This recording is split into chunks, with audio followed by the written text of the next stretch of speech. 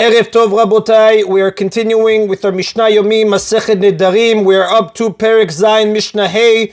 Today's Mishnayot should be Leilu Nishmat, Neria ben Svetlana, Aranbayev, Eliyahu ben Burcha Yisraelov, and Chana bat Miriam, Menuchatam began Eden, Amen, and Ravdir ben Chaim lechaim, V'Refuah Shelemav, Daniel Shalom ben Rosa, and Asher ben Gavriel, Betoch Shah Cholei Yisrael. The Mishnah discusses Nedarim about beds, Hanoder min Amita, Mutar badargash. Someone who makes a neder prohibiting himself from using a bed is permitted to use a dargash. A dargash is a small bed that is placed next to a regular bed. The dargash was used as a footstool. Its purpose was to help a person climb onto the main larger bed. And the reason is because people do not call it a bed. Diva Rabbi Meir, these are the words of Rabbi Meir. But the sages say dargash bichlal mita. A dargash is included in the word bed and is therefore also forbidden. However, all agree that someone who makes a neder prohibiting himself from using a dargash is permitted to use a regular bed because the word dargash is never used for a regular bed. Now a neder about a town. Someone who makes a neder prohibiting himself from entering a town is permitted to enter the town's techum, the area within 2,000 amot of the town. But he is forbidden to enter the town's extension. Now on Shabbat and Yom Tov, a person is forbidden to go more than 2,000 amot from his town in any direction. This area is called a tchum. Sometimes the tchum is measured from a point beyond the built-up part of the town. For example, if there is a house within 70 and 2/3 amot from the town's edge, it is included in the town, and the 2,000 amot tchum is measured from that house. This 70 and 2/3 amot addition is called the ibur, the extension. Literally means pregnancy because it protrudes from the town's limits like the belly of a pregnant woman. Now, the reason is when people say town, they refer to the town and its extension, but not to its tchum. Now, since the extension is considered part of the town, a person who makes a neder not to enter a certain town is also forbidden to enter its extension. However, he may enter the tchum area because that is not part of the town. Now, a neder on a house is different from a neder on a town.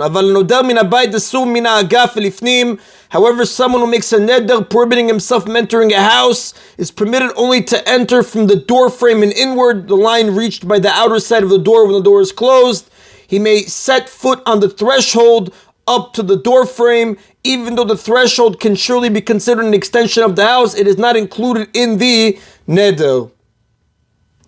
And the Rav does tell us, the Halacha does not follow Rabbi Meir in the entire Mishnah. That is the end of Mishnah Hey.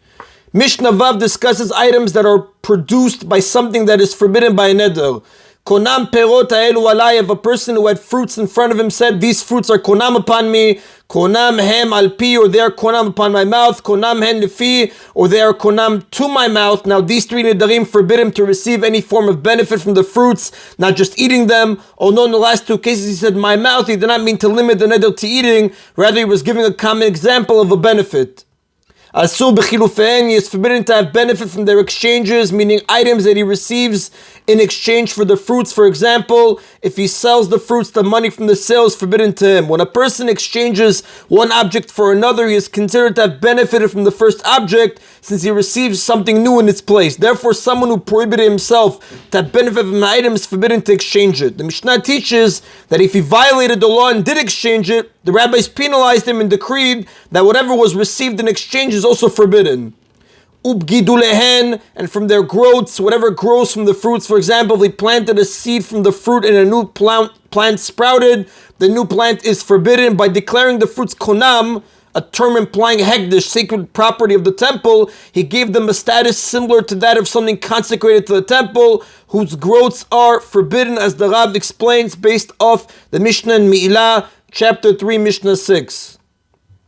Shani ochel v'shani toem. However, if he said these fruits are konam upon me in regard to my eating or in regard to my tasting, mutar b'chilufein uvgidulehen, he is permitted to eat or taste their exchanges, food he receives in exchange for them, and their growths. Now, by specifying in regard to my eating or my tasting, he applied the prohibition only to the fruits themselves and not to what results from them. Although he used the word konam in this neder as well, we assume that since he prohibited only the fruits themselves and not any benefit that results from them, he does not want the fruits to have the status of hekdesh. So for this reason, he is also permitted to exchange them in the first place, as the Ritba explains.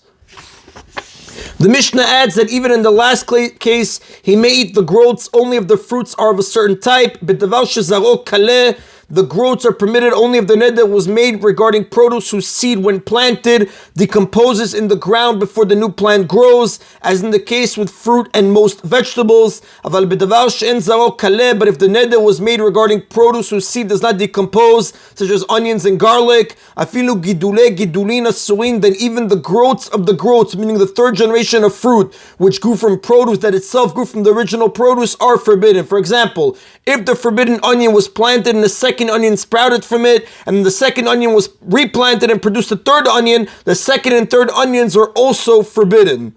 Since the seed of the original produce does not decompose in the ground, part of the original produce is present and all of its future growths. Now, in the Mishnah's first cases, however, even growths of produce whose seeds do decompose are forbidden because he made that produce like hekdesh, like we explained earlier. And the law concerning hekdesh is that its growths are always forbidden, regardless of whether they contain part of the original plant. And that is in Rabotai of today's Mishna Yomi. Baruch Adonai Leolam. Amen v'amen.